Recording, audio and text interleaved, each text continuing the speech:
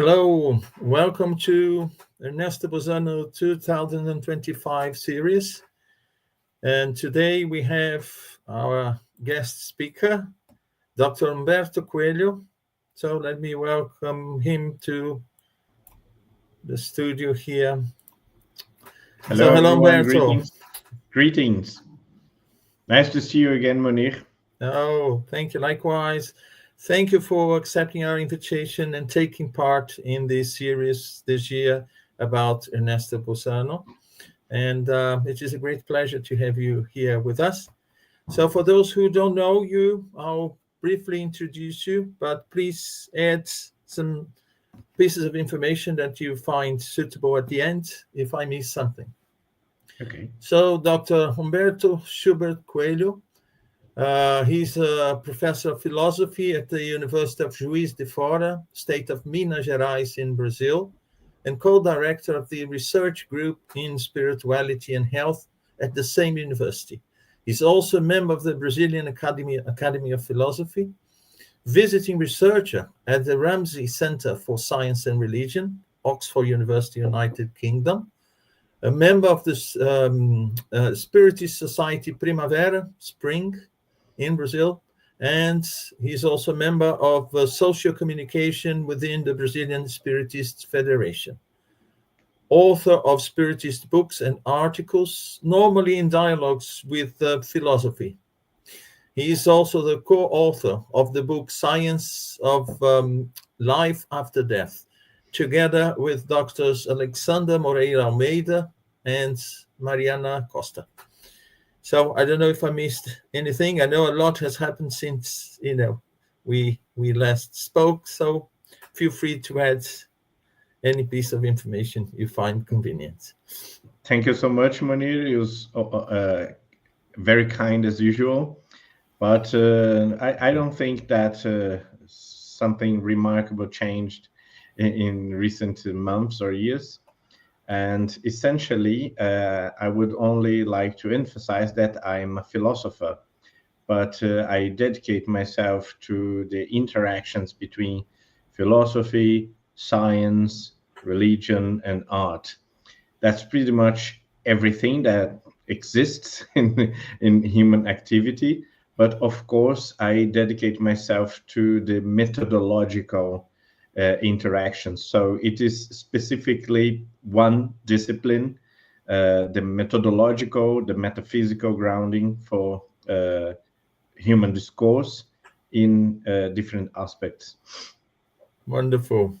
So we welcome our audience here. So it's very nice to have you all here with us. Please ask us questions at the end after the presentation of Dr. Coelho. So, very nice and warm welcome to you all. So I'll hand it over to you then, and I'll be backstage. If you need me, just give me a shout, and I'll join you here in the studio. So thank you so much. Thank you. Again, it is a pleasure and an honor to be your guest again, Munir. And we have a message here from the British Union of Spiritist Societies, which is probably actually from Elsa Rossi. And it is a fact that the book that I will present at the end of this talk was first launched, was first publicly presented at her home. That's quite remarkable because at the moment we're very excited about publishing a very academic and scientific book, and we envisioned the possibility to present the book, to have many launches.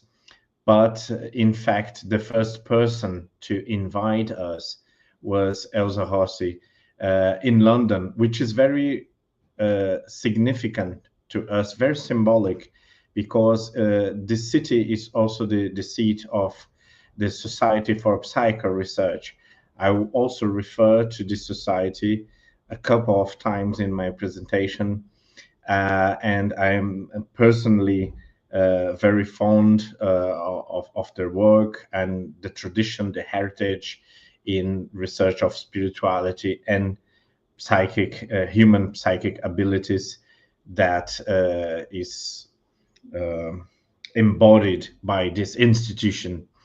Well, but today we'll talk about another remarkable researcher, also connected to the Society of Psychoresearch, but peculiarly also a spiritist. This time we're talking about a spiritist that was a member of the Society of Psychoresearch, Ernesto Bozzano.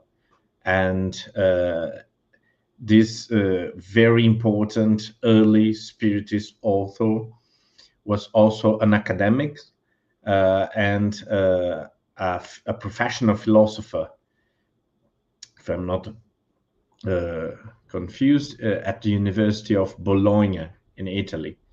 So he's an Italian philosopher and spiritist.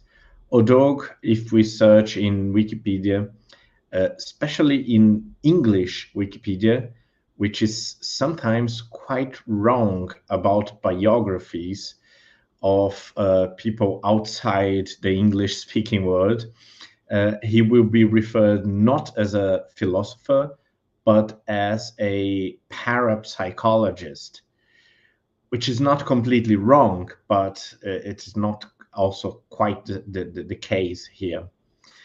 And specifically, we will not talk about Bozzano's theories in general, but about his book on human metapsychics.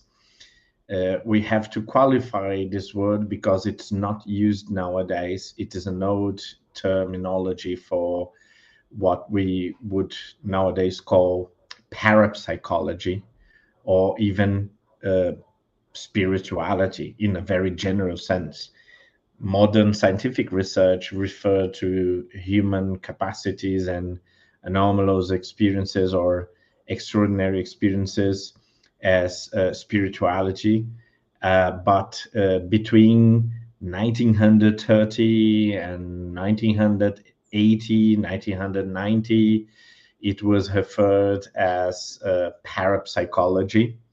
And before that, it was usually called metapsychics, which is the French word for parapsychology. It's not much more. It's not more complex than the French terminology for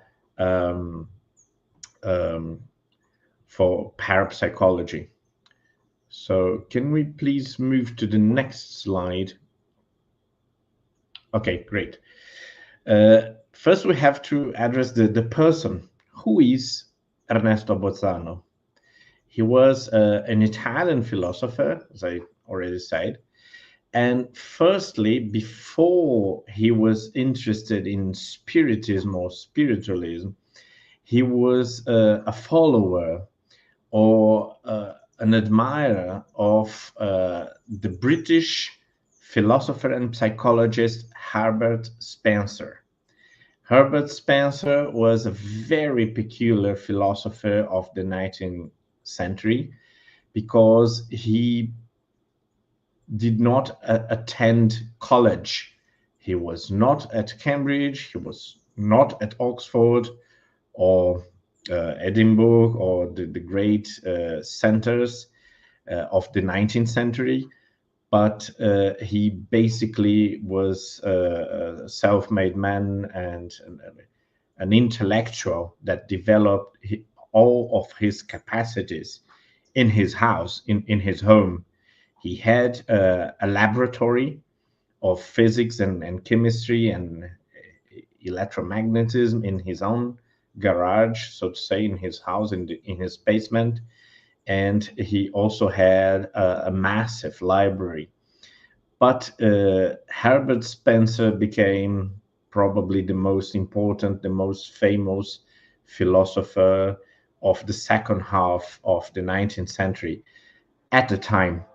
Nowadays, you're probably questioning this this assertion and asking yourselves, wait, I heard about Friedrich Nietzsche, for example. I heard about William James, but in the second half of the 19th century, I did not hear about Herbert Spencer, and that's usual, and that's a common thing among many intellectuals that are very, very famous in their own age, but do not produce many disciples, many pupils, and eventually they're forgotten, which is quite sad, because these great intellectual accomplishments and achievements, they may be kind of forgotten also by intellectual history. So it is very relevant that we remember these people nowadays, as Ernesto Bozzano as well. Well, he was born around 1860, but he got interested in Spiritism only in 1890. So more or less after he was 30 years old only, which is late for the time. We have to imagine that many people died before that age, before reaching 30s or 40s, and therefore he was more interested in Herbert Spencer's evolutionism for quite a long time before he was interested in Spiritism. But the largest amount, or the majority of his works or of his legacy is dedicated to Spiritism. So we only know Ernesto Bozzano for his writings about Spiritism and spiritualism. And he's actually the most renowned Italian Spiritist. There is no comparison with any other famous researcher. We could quote, for example, the famous physician Lombroso, Cesare Lombroso, who is now despicable or infamous for his theories about phrenology, but he didn't contribute only to phrenology, to this disauthorized science nowadays, but he also contributed a lot to hypnosis and to spiritist research, and he was interested in many scientific fields. But Ernesto Bozzano is actually more important and wrote more proficuously, and is also the more serene and profound thinker with better arguments than Lombroso. So it is reasonable to assert that Bozzano is the most important Italian spiritist, and just because of that we should know about him. So next one, please. The target of this book, we are analyzing human metapsychics. The target of the book is another French intellectual of the time, of the early 20th century, René Soudrais, also a philosopher with a formation in Paris at the Sorbonne, and also a member of the Society of Psycho Research in England, in the British Society for Psycho Research, based in London. That's very peculiar, because that's a philosophical dispute we are seeing about the psychic phenomena and spiritism, and by members of the SPR. That's very interesting. And he wrote a book entitled Introduction à la Metapsychique Humaine, the introduction of human metapsychics, which is almost exactly the title of Ernesto Bozzano attack or critique on him, which come probably on the next slide. Well, which is the environment, the scenario where these two intellectuals were fighting, were disputing the nature and the ultimate explanation of human anomalous spiritual phenomena. It was a scenario where Arthur Schopenhauer, the German pessimist and atheist philosopher, was the central reference.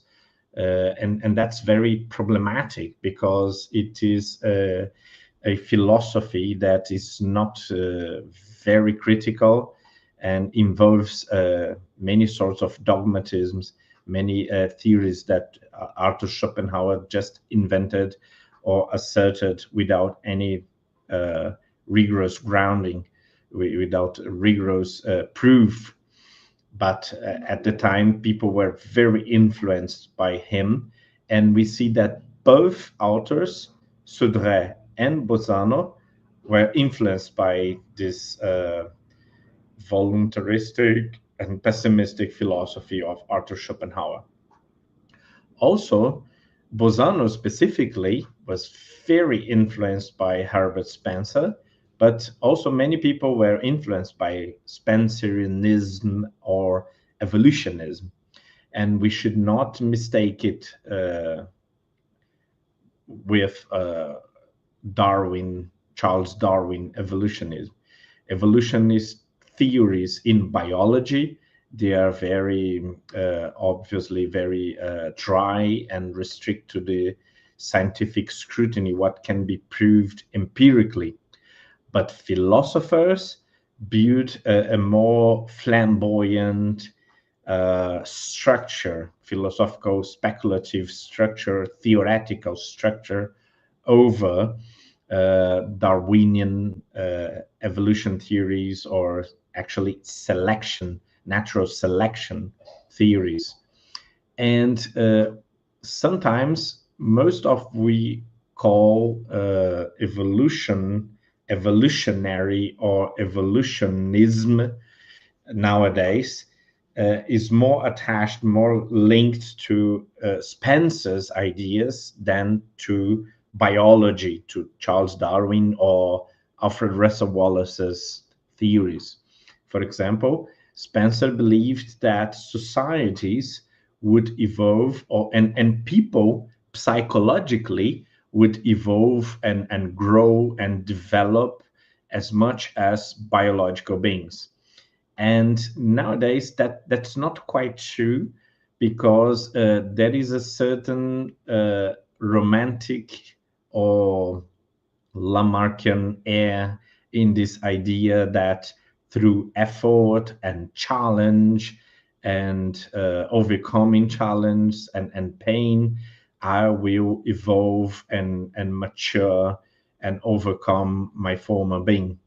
So that's true, that happens. There is a process of growing psychologically and also socially, but that's not the same as biological evolution theories, because evolution theories are about selections by breed, by reproduction, and selection by mutations that are selected because they are profitable to a certain species. And it shouldn't be as an analogy, even as an analogy, it shouldn't be applied to human society or to human psychology.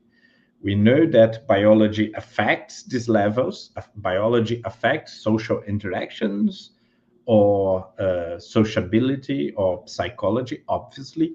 But to say that we are selected by biological means is not the same as speculating about a possible social evolution or psychological evolution. And another even greater problem is that some social utopias, some utopists, they changed Spencer's ideas to fit into very twisted social ideas of early 20th century, including Nazism, the Nazi fascism, and national socialist ideas in Germany. Another very important philosopher was Henri Bergson, who was a spiritualist but had a more natural approach to spiritualism. So he was not, for example, spiritist. He did not believe that spiritual phenomena should be the main access to such phenomena, or the explanation of such phenomena. But he believed that there should be another approach or another theory to explain them, which is not the same as denying or rejecting the spiritism, the spiritist hypothesis. For example, he would not say that there are no spirits, but he would try to explain them by other means without mediumistic communications, for example. William James, on the other hand, tried to research mediumship and possible communication with the deceased as a main source of his psychological studies. He actually researched one medium, Eleanor Piper, for more than 10 years, for more than a decade, almost 2 decades, actually. That's also true for Frederick Myers, one of the main researchers at the Society of Psychoresearch, and also a humanist, not exactly a philosopher, but a man of strong philosophical inclination that developed very original ideas about subconscious, or the subliminal mind, as it was called at the time. And he performed very intensive research on the spiritistic phenomena. And the philosopher, German philosopher, Kaudo, who had theories very, very similar to Ernesto Bozzano. So it is relevant to know a bit more about Kaudo, because he's probably the most important spiritist philosopher, maybe in history of all time. And he's comparable, for example, with more famous spiritist philosophers such as Bozzano or Leon Denis or Herculano Pires in Brazil. But he's not studied as the others. And finally, we should take care about the fact that theosophy was very popular at the time, and theosophy was a sort of esotericism based on spiritism. So it started as an investigation of such phenomena of mediumship, for example, and it included speculation about reincarnation, but theosophy ultimately developed as a sort of mystic or esotericism. And some of these researchers mentioned here, they were very suspicious about the mother of theosophy, Elena Blavatsky, because there was strong evidence that she committed fraud. So let's move to the next thing.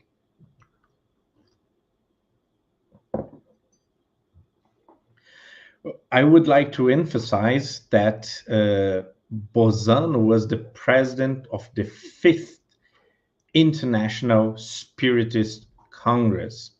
I was very shocked by this information because nowadays we have as the honor presidents of the most important Spiritist events, we do not have people who wrote 100 works, for example, 100 books. We have a more symbolic and a more formal presidency. But more importantly, we had at this Spiritist International Congress very, very serious talks and lectures on, for example, we have a list here: the survival of the soul and the problem of its destiny, Spiritism as a philosophy and as morality, Spiritism in social life, including political discussions based on Spiritist ideas. And we have a second part dedicated to experimental studies, psychophenomena, mediumship, and science. Yes, it was essentially a academic congress, very, very different from today's congresses that are mostly symbolical and do not present pretty much any novelty. So when I checked this, and that happened in 1930, 1936, more or less, so about 90 years ago. And when I checked this list of subjects of the Fifth International Spiritist Congress, I felt a bit embarrassed or even humiliated by the level of gravity, of seriousness that involved the Spiritist movement at the time.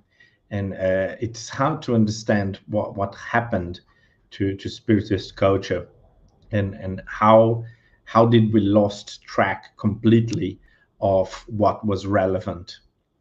So next slide, please. So following, we have a very brief analysis of one of the last books by Ernesto Bozzano, entitled Thought and Will. So everyone has the right to question that. Why is Humberto here presenting another book, and a book that was written years after Human Metapsychics? Well, that's because this book, Thought and Will, is very relevant to understand Ernesto Bozzano's theories and beliefs. It is maybe the best approach to Ernesto Bozzano, the man and the thinker. So I really recommend the read of this book. Well, he argues that reason is organized, or organized thought is not a faculty with specific rules. And for the philosopher, that's a label for rationalism, for example, or intellectualism, which is the predominant trend in philosophical history and tradition. But according to his position, it is a power of organization. So reason would be a power of organization of the given impression. So it is like in Bozzano's theories, reason was diminished to a secondary role in the economy of our thinking, very in the sense of the empiricism and the intuitionism of the time. We had many anti-intellectual trends in philosophy at the time, like Nietzsche, Schopenhauer, Henri Bergson, William James.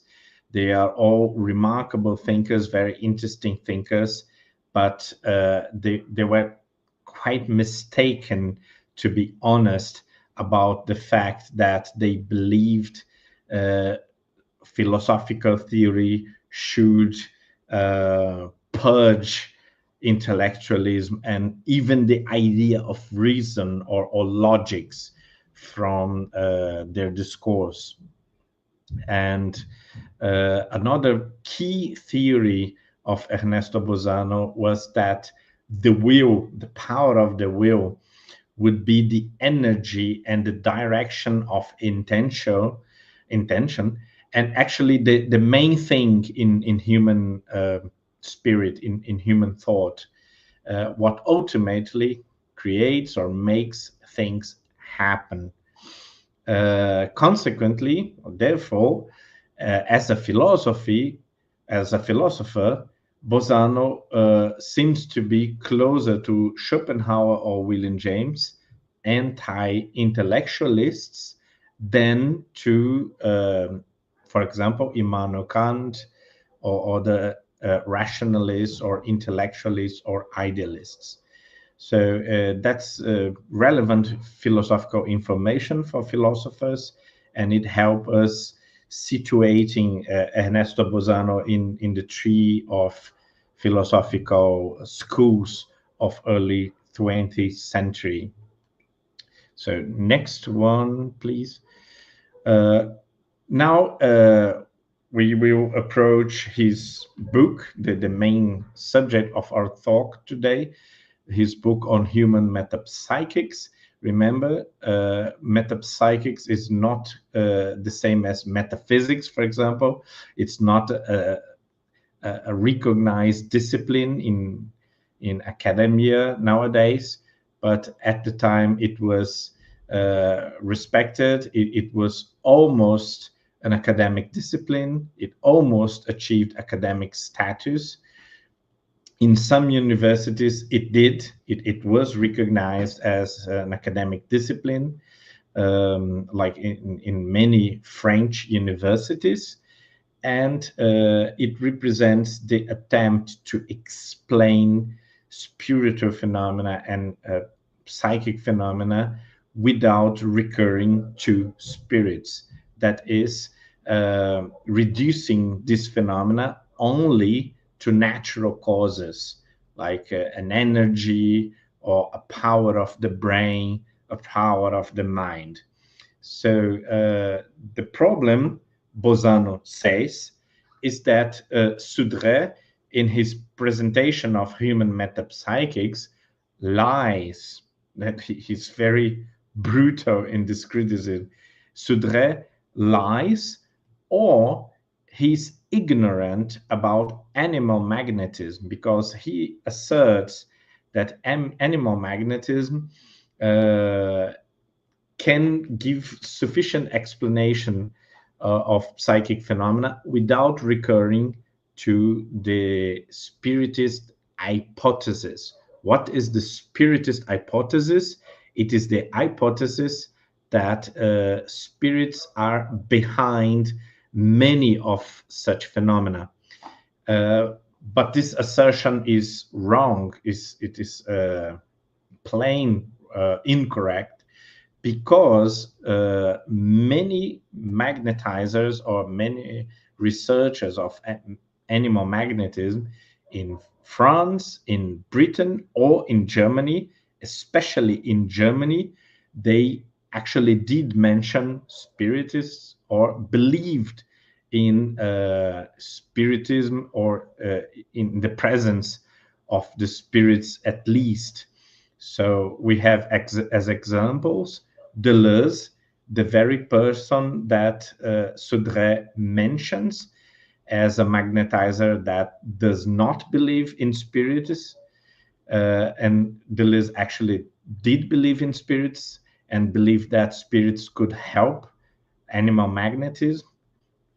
Dupotet, also a baron that was one of the main important, the most important magnetizers, and also referred to spirits several times, and especially in letters and personal contact. He believed that the world was not prepared to these considerations, but that it was actually the only explanation of many psychic phenomena.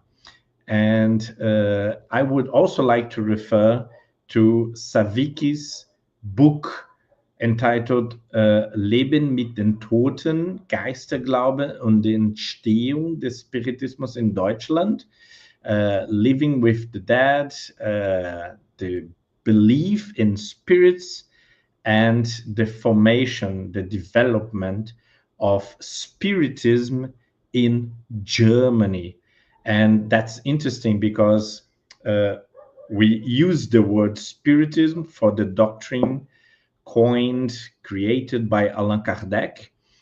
But in Germany, it is common to refer to Spiritism as something that was developed in Germany about 100 years or 80 years at least before Allan Kardec.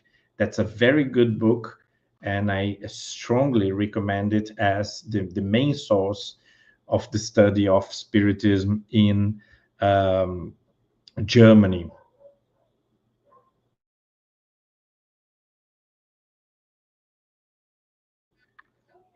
So next slide, please. Sudre also makes a dishonest evaluation of Mrs. Eleanor Piper phenomena. She was the most important medium of early 20th century and of the last decade of the 19th century. And Sudre, as others, of course, as many pseudo-skeptic claims that she was a fraud. She was a fraudulent medium, but that's not a fact. And the most important, the leading researchers at the time, scientists more competent or philosophers far more competent than Sudre, attested that Eleanor Piper mediumship was not a fraud, was not a piece of fraud, and was in fact sufficient evidence and available evidence of the existence of survival after bodily death. So Eleanor Piper was intensely analyzed for decades, especially by three researchers: William James, the founder of scientific psychology, one of the most important psychologists in history, if not the most important, professor at the University of Harvard, leading psychologist and philosopher in the United States, one of the most important, and maybe the first American thinker of world level influence. Richard Hodgson, PhD in law, went to Cambridge to study mental and moral philosophy with Henry Sedgwick, at the time the most important philosopher, especially the most important moral philosopher of the time.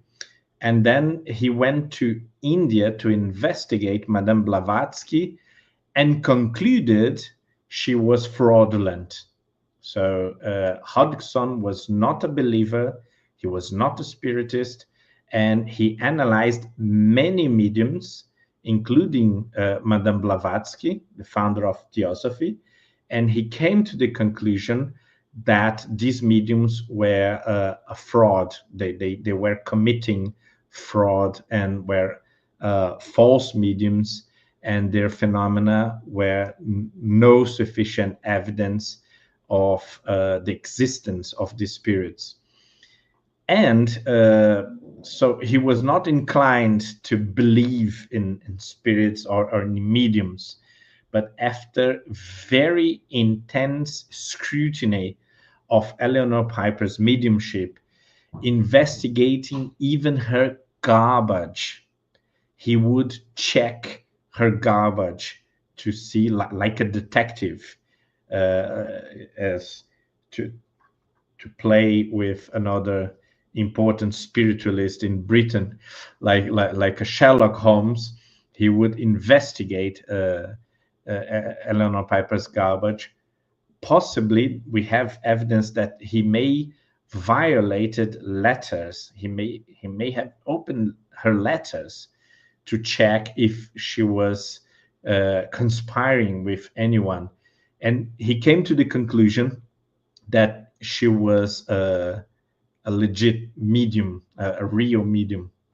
And finally, James Hislop, a very important professor of logic and philosophy at the University of Columbia, also investigated Eleanor Piper, and the three maybe most serious, important researchers of the early 20th century in the USA concluded that Eleanor Piper was a medium, and that her phenomena was indicative of the existence of deceased spirits communicating from the outside, from the other world.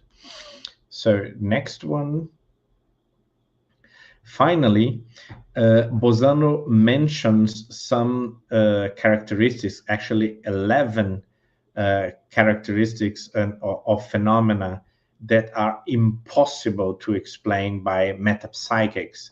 And this 11 phenomena would be an evidence that metapsychics is a dogmatic denial of spiritism and nothing more than that. First, the identification of deceased and unknown medium deceased by mediums or sitters. That is, in a seance, medium or mediums in plural or sitters would not know absolutely anything about a specific person, no trace of identity, not even name sometimes, and they could give several hints, several indicative evidences that this person was communicating at this seance. Second, the apparition of the dead in deathbed, that is when a person is dying. We had Peter Fenwick, a great specialist in such phenomena too, in Britain, recently passed. And in deathbed, in the last moments, or in terminal situations, sometimes people referred to apparitions of the dead with very specific information that they could not access isolated in bed or in a room. Children's clairvoyancy beside deathbed, that is not children that are dying, but children that are on the side of someone dying, notice things very specifically that could be checked empirically. Cases of telekinesis in deathbed, that is objects that moved, plates that would break, glasses that would break when exactly in the moment when someone died. And we have this case in my wife's family, for example, when her grandfather died. There was 2 clocks in the house that stopped moving exactly at the second he died.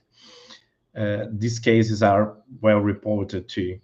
Transcendental music in deathbed, that is music that is not playing in your head, but music that we can publicly observe and evaluate. Cases in which the deceased write or speak in languages unknown by the medium, unknown to the medium. So the medium does not speak German or Arab, and the spirit does and writes a letter with good grammar, for example. That's very shocking phenomena to observe, and it is a strong evidence that the medium is not faking the communication. Next one, number 7, we have graphology, that is the study of signatures and hand letter of deceased people, because the medium writes with his or her own hand letter, your hand marks, and graphology can confirm that some traces of a hand letter come from a deceased personality, for example. And the phenomenon of bilocation, that's the first not referred to mediums specifically, but some people that have perceptions of two different places at the same moment. That happened with the very famous astronomer and mathematician Johann Kepler. He had a vision of her mother, who was condemned as a witch because she also had visions of apparitions and premonitions and clairvoyancy. And at the same time, he managed to deliver a message in another city, kilometers away from where he was teaching. Materialization of the dead, when dead people through mediums, they materialize themselves with bodies, and that is also massive evidence collected by many reports of these cases.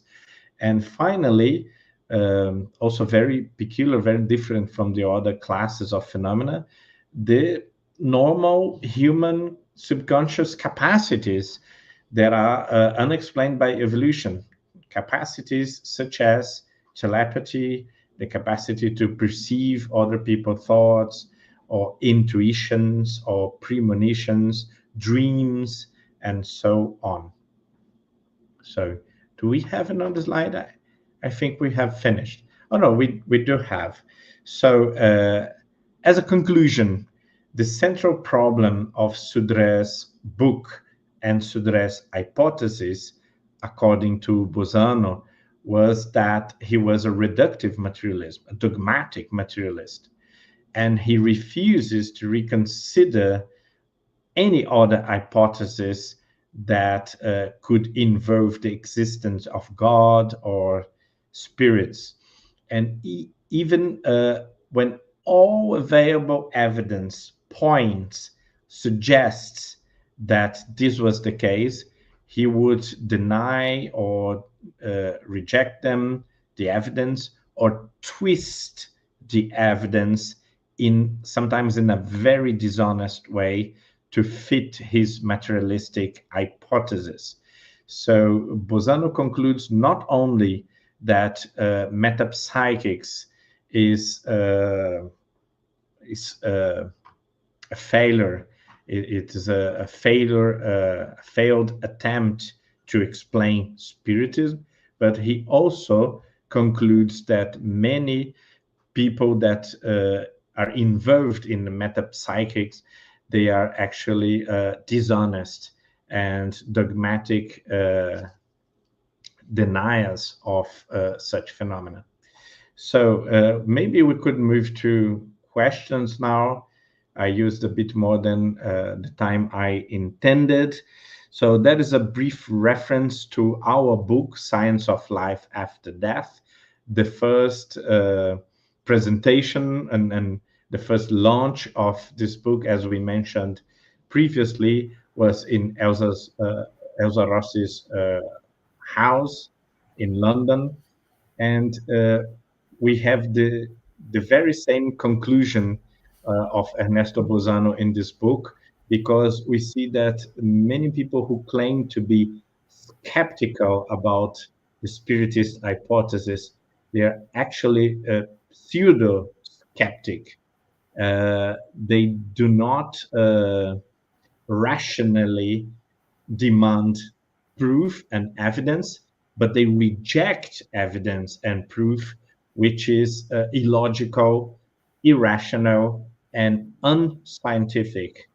But sometimes these people have very strong positions in the scientific community, and the specific taboo against spiritual phenomena is well accepted in the scientific community, so that this sort of prejudice or irrational approach to one very specific type of phenomena may be accepted. But we hope that ultimately we will move to a purely rational analysis of such phenomena, may be to accept them or to reject them, but we have to do it scientifically and not dogmatically. Thank you very much. Thank you, Humberto. Brilliant presentation. It's nice to see the subject from the perspective of philosopher, and your contribution is really valuable. And it made me think that, when you said, or Bozzano said, that a lot of people doing research on the subject were dishonest, I find that, when you basically you filter your hypothesis based on what you like or what you were convinced, you are being dishonest, because you're not open for the possibility that you may be wrong, you may be looking at the wrong direction. And we see that a lot within Spiritism, and all the research there was done and commented not only by Bozzano but also by Camille Flammarion and so many others.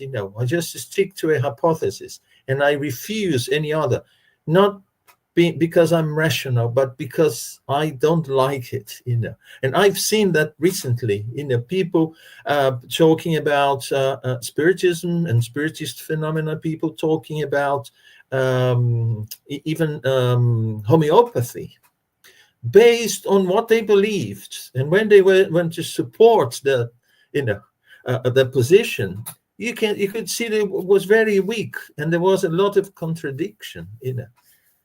Just because they wanted to find an explanation for that. But it was very good, the analysis you did. And so thank you very much indeed. I don't know. Great point, Munir. This is exactly the same. The scientific attitude is to check the evidence and see what the evidence suggests, what the evidence is pointing to. If the evidence, the evidence is also diverse. We have several sources of evidence and very different types of phenomena. So sometimes some sorts of phenomena point in one direction and other types point in another direction, and that's perfectly okay. We have to rationally and cold-bloodedly analyze the evidence, and without judging them and jumping to the conclusions that are more convenient to our view of the world. Yeah, and avoid preconceived ideas, because no matter what, I'll try to prove my point of view. And sometimes I can even, as I said, contradict myself, because I want so much to prove my point of view that I miss the evidence, So I want to thank the messages left here by Buzz, our dear Elsa, also Evna Paixão. Again, we have Clarissa Stavis. Yes, Clarissa, it is on YouTube already. Those who are watching now, fine, but we stay on YouTube. You can watch it later. And let me see who else. Elsa made a comment. I noticed philosophy and moral. It is so nice to see that in Europe, the moral encompasses all Jesus' teachings. Yes. Yeah, and I noticed that it didn't mention religion, Yes, but it is not a rejection of the religious aspect. Right. It is just a more serious approach to this religious aspect. So I think Spiritism in Europe had, at the time at least, a more serious approach to this religious aspect, and it was not confused with Catholicism, for example, which is sometimes the case here in Brazil, from where I'm speaking. Good. We also have our dear friend Faye Waddington. Which would you say is the strongest difference between Bozzano's studies and all the others that you have mentioned as opposition to his views? Well, that's a very strong, difficult question to answer, but also very, very relevant. I think as a philosopher, Bozzano was very honest, or at least he always attempted, he made his best to attempt to be very honest with the necessary conclusions demanded by the facts, demanded by the evidence. And contrary to many other philosophers, he spends most of the time in his books quoting scientific data and suggestive evidence for this or that. And he doesn't speculate much. He doesn't theorizes without the support of evidence, which is typical of philosophers of his time between 1900 and 1930.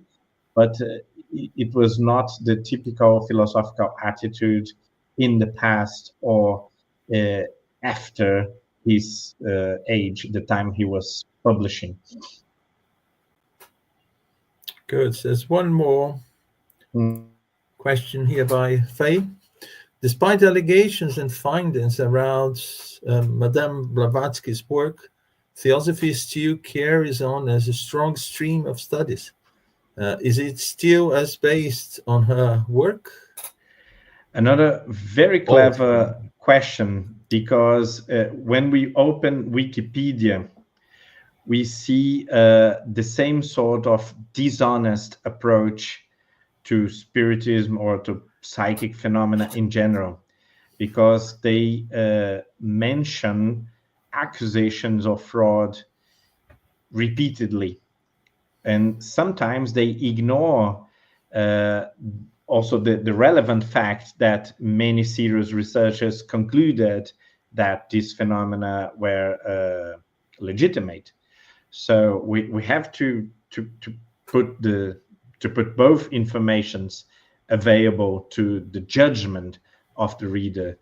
And of course, we may not accuse Blavatsky because we are not there to check the phenomena she was producing.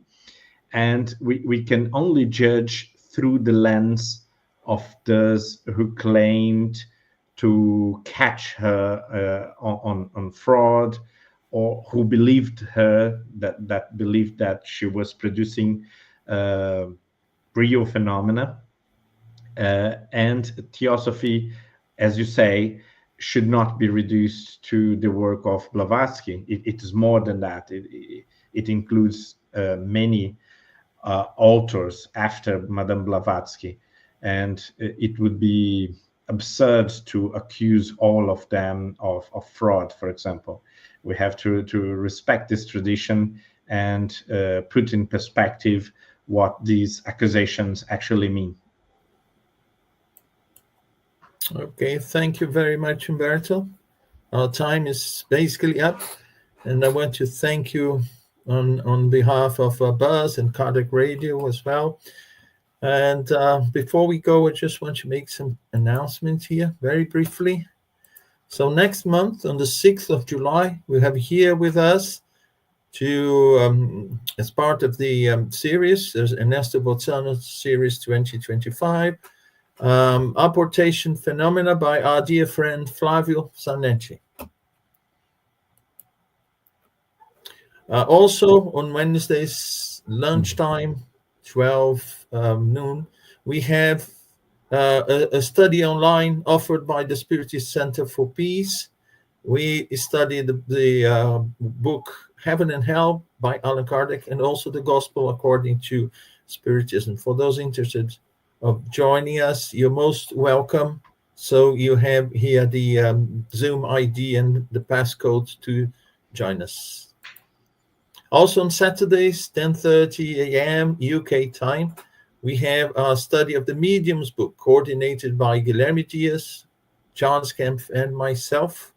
Again, you have the ID and the passcodes to join us in this study. And the Spiritist Society of London also holds a study of the books Heaven and Hell and the Gospel According to Spiritism every Tuesday, 7 p.m. UK time. You also have here the meeting ID and passcode to join if you want. The young people exploring Spiritism together. This study sessions on Zoom as well, online from 6:45 to 7:45 p.m. London time. If you want more information, you can write to office@bus.org.uk. And there is still time to go to Finland to join the European Spiritists Gathering. It's going to be on the 7th and 8th of June 2025 in Finland. On Wednesdays, we have Spiritual Light. And every week, it's on Wednesdays, different time in different parts of the world. So in the UK, it's 9 p.m. And there is always a guest speaker every Wednesday. So you can watch it from YouTube.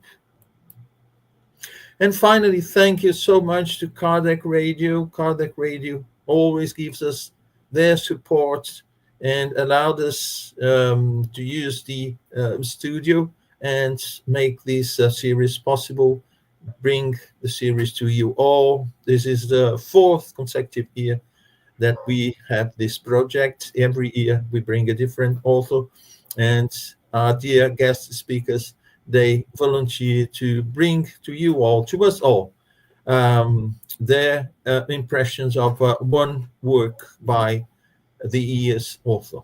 So I want to thank you all very much indeed for being here with us. Humberto, I'm ever so grateful to you for your time, for the effort to make this wonderful preparation, and hope to see you again next year for another project, another author. Again, I thank you very much. I apologize for broken English. I'm actually struggling with my English now because I have not many opportunities to practice, and I had very little sleep today. So thank you for your patience.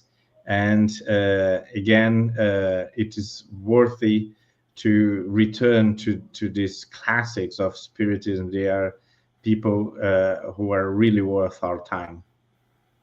Thank you. It was brilliant. Thanks. So see you all next month on the 6th of July. Thank you for now.